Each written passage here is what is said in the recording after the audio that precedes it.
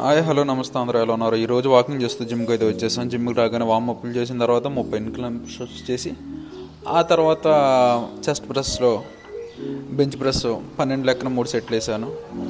Flat incline చేసిన తర్వాత incline dumbbell press కూడా 10 వెయిట్తో 2 సెట్లు చేసాము. ఆ తర్వాత చెస్ట్ బాగా వైడ్ అవ్వడానికి డంబుల్తో చెస్ట్ ఫ్లై అనేది చేసాము. 3-4 రకాలుగా చేస్తే చాలా బాగుంటుంది.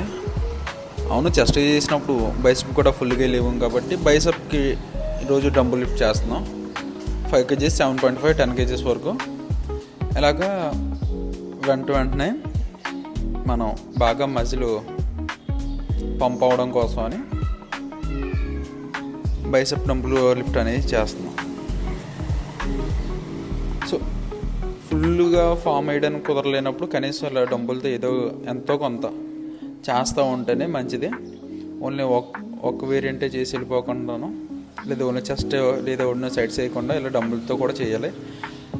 చేసిన తర్వాత ఎలాగో మీకు తెలిసిందే కదా, బాడీని సెట్ చేయకపోతే బాగోదు.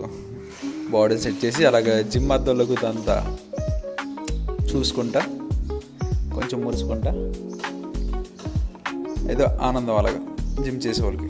అవును, ఎంత బాడీ బలంగా ఉండడానికి జిమ్కి వచ్చి ఎక్సర్సైజ్లు చేసి ఇలాగుంటున్నప్పుడు ఈ బాడీ నిలబడడానికి ఆత్మ అనేది ఒకటి ఉంటుందిగా, ఆ ఆత్మకు కూడా ఒక ఎక్సర్సైజ్ లాంటిది కావాలి కదా. సో అందుకోసమే నేను డైలీ నా ఆత్మ బలపడడానికి దేవుని వాక్యం చదువుతుంటాను. బైబిల్లోంచి ఈరోజు చదివిన వాక్యం కీర్తనల గ్రంథం 93వ అధ్యాయం మొత్తం చదివేశాను.